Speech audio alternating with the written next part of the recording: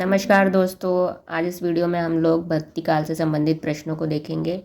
इससे पहले की वीडियो में हमने भक्ति काल से संबंधित 150 प्रश्नों को देख लिया था। तो आज इस वीडियो में उससे आगे के प्रश्नों को देखेंगे। आशा करती हूँ कि आप लोग इन प्रश्नों को नोट कर रहे होंगे और रिवाइज भी कर रहे होंगे, क्योंकि अब पीजीटी और टीजीटी की परीक्षा के लिए ज़्यादा समय नहीं है। तो आप लोग खूब मेहनत करते रहिए अच्छे से। तो आइए इन प्रश्नों को शुरू करते हैं। भक्ति आंदोलन का बौद्ध धर्म आंदोलन से भी विशाल कहने वाले आलोचक हैं। तो ये भक्ति आंदोलन को बौद्ध धर्म आंदोलन से किसने विशाल कहा है? ग्रियर्सन ने। संत काव्य का लक्ष्य था सामान्य अशिक्षित जनता में सत्य का निरूपण करना, करनी कथनी में तारतम्य पर बल देना तथा नाम के माधुर्य को जनता तक पहुंचाना। ये कथन है डॉक्टर रामकुमार वर्मा का। संत काव्य की भाषा जन सामान्य की भाषा है। वस्तुतः तत्कालीन परिवेश के अनुरूप संत वाणी की रचना मुख्यतः जनता के अशिक्षित, उपेक्षित और पिछड़े हुए वर्गों के लिए हुई थी। अतः संतों की भाषा आवश्यकता अनुसार सरल, कृत्रिमता विहीन और सरल है। ये कथन है डॉक्टर नगेंद्र का। तो मैंने हर काल में कथन और उनके रचनाकार का नाम लिखवाया है, क्योंकि कथन से भी प्रश्न पूछते हैं, अक्सर पूछता है। लेवल बढ़ गया है, कंपटीशन बहुत ज़्यादा हो गया है, तो मेहनत हमें करनी होगी बहुत ज़्यादा।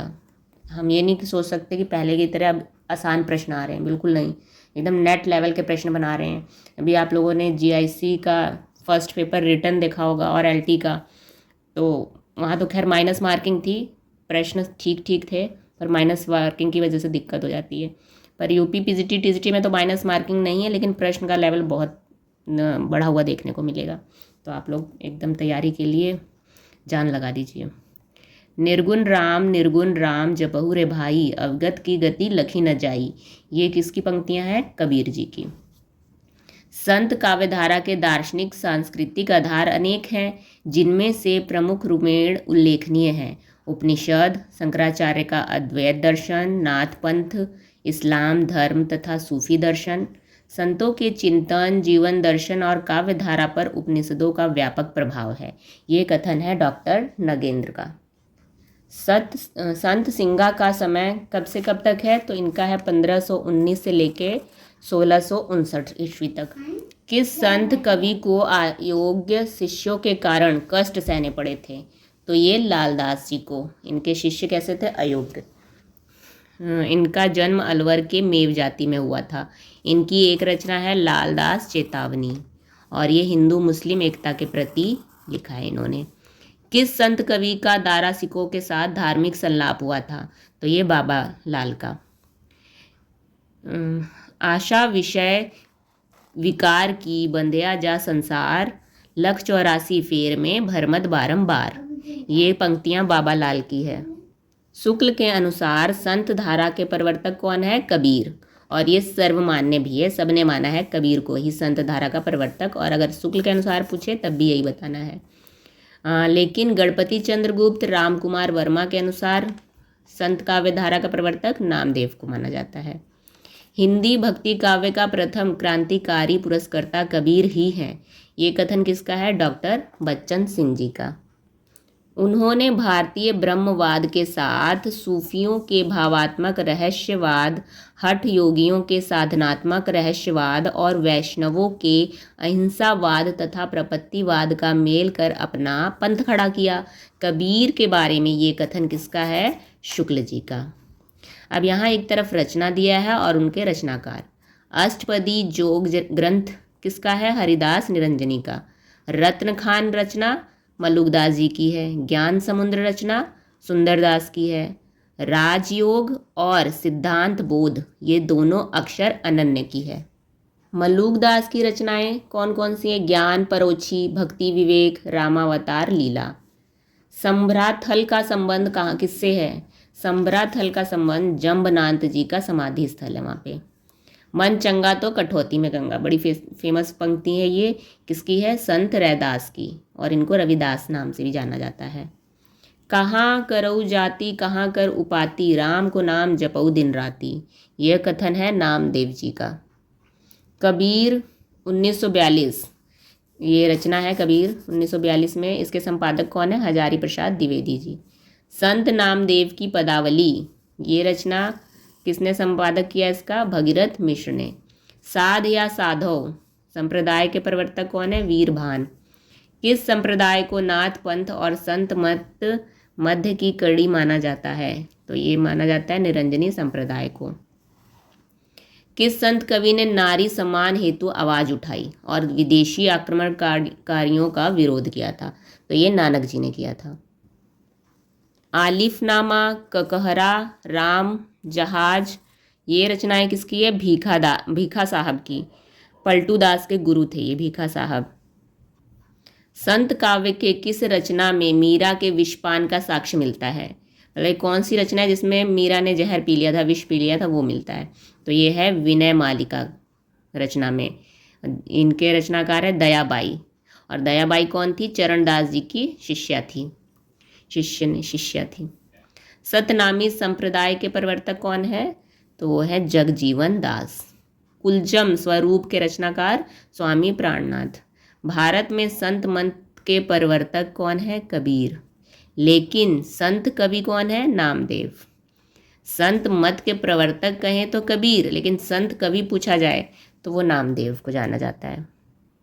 कबीर की रचना कौन कौन सी है? विवेक सागर, मोहम्मद बोध।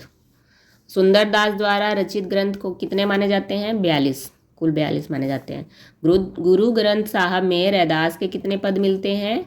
40 पद मिलते हैं। और नामदेव के पद मिलते हैं 61। कौन सी रचना नानक दर्शन का सार तत्व मानी जाती है? तो ये है जपुजी। गुरु नानक की कौन सी रचना खड़ी बोली में रचित है? तो ये है नसीहत नामा।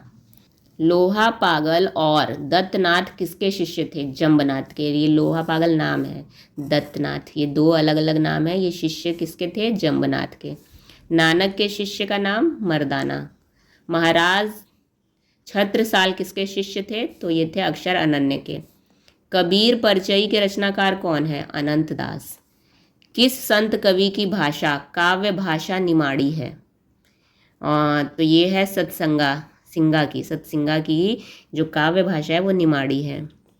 संत कवि में सबसे अधिक जीवित रहने वाले भी यही है, सतसिंगा। कितने वर्ष जीवित रहे थे? 140 वर्ष तक जीवित रहे थे, ऐसा माना जाता है। क्या ऐसा हो सकता है 140 वर्ष तक? हाँ बिल्कुल हो सकता है, क्योंकि आप आदिकाल में सिद्धनाथ साहित्य उठा के देख लीजिए, जो उसमें सिद्धनाथ हैं तो वो बहुत वर्षों तक जीवित रहे थे। उनकी साधना इतनी कठोर होती थी, तपस्या साधना लीन रहते थे, शायद यही वजह रही होगी इतने वर्ष तक जीवित रहने की। रत्न खान के रचनाकार कौन है? मलूक दास। और रत्न खान में कुल अध्याय हैं 10 और अध्याय को परिच्छेद बोलते हैं। घीव दूध में रमी रहा व्यापक सबही ठोर, ये पंक्तियां हैं दादू दयाल की। अनभयवाड़ी, काया बेली, ये किसकी रचनाएं हैं? दादू दयाल की। किस संत को दूसरा शंकराचार्य कहते हैं? तो ये कहते हैं सुंदर दास को। और ये कहा किसने है? राघव दास ने कहा है। इश्क अल्लाह की जाती है, इश्क अल्लाह को रंग, इश्क अल्लाह मौजूद है, इश्क अल्लाह को अंग, ये पंक्तियां हैं दादू दयाल की। जब दादू दयाल अकबर के साथ धार्मिक संलाप कर रहे थे तो ये बात कही थी दादू दयाल जी ने। जब अकबर ने पूछा कि अल्लाह क्या है, उसको समझाइए, तो यही पंक्तियां बोल के दादू दयाल ने अकबर को समझाया था। मगहर को कबीर का जन्म स्थान किसने माना है?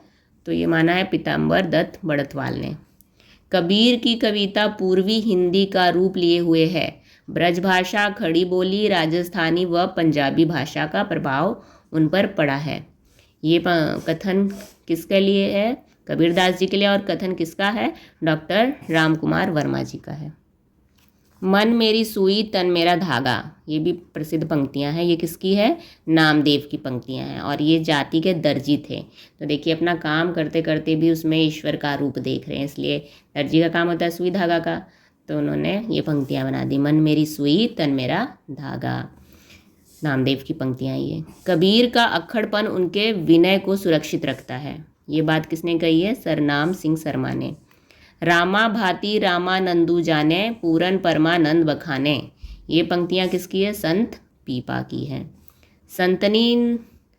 संतनी में रविदास संत, ये उक्ति किसकी है? कबीर की है, रविदास जी की प्रशंसा करते हुए। किस पंथ के अनुयायी साध कहलाते थे? तो रैदासी पंथ के अनुयायी साध कहलाते थे। रज्जबवाड़ी के संपादक कौन है? तो ये है रज्जबवाड़ी के संपादक डॉक्टर बृजलाल वर्मा। किसने दादू दयाल को कबीर के पुत्र कमाल का शिष्य बताया है? दादू दयाल को कबीर के पुत्र कमाल का शिष्य बताया गया है। ये बात कही है सुधाकर द्विवेदी ने। विधि निषेधों से मुंह मोड़ना सूफी मत है। ये कथन किसका है? अबू हसन सालुकी का। परमात्मा के अतिरिक्त किसी में मन केंद्रित न करना ही सूफी मत कहलाता है। ये कथन किसका है? अबू वक्र सिवली का। सूफी काव्य किसने कहा है? मतलब सूफी काव्य नाम किसने दिया है? रामकुमार वर्मा ने। और प्रेमाश्रय काव्य नाम दिया है शुक्ल जी ने। तो इस तरह आज इस वीडियो में हम लोगों ने भक्ति काल से संबंधित 200 प्रश्न पूरे कर लिए हैं।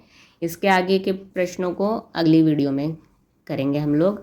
आशा करती हूँ कि आप लोग इन प्रश्नों को लिखिए, नोट करिए और इसे बार बार रिवाइज करते रहिए। बहुत इंपॉर्टेंट क्वेश्चन है। मैंने प्लेलिस्ट बना दी है हर काल की अलग अलग, आधुनिक काल, रीतिकाल और भक्ति काल, आदिकाल, गद्य विधा से भी संबंधित, आत्मकथा, जीवनी, कहानी के भी प्रश्न ला रही हूँ मैं।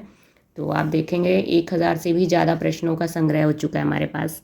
और इसके अलावा बुक्स को भी पढ़िए, अपना डीपली भी पढ़ते रहिए। तो आशा करती हूँ आप लोगों को प्रश्नों की श्रृंखला पसंद आ रही होगी। प्लीज़ लाइक और सब्सक्राइब ज़रूर करें। धन्यवाद।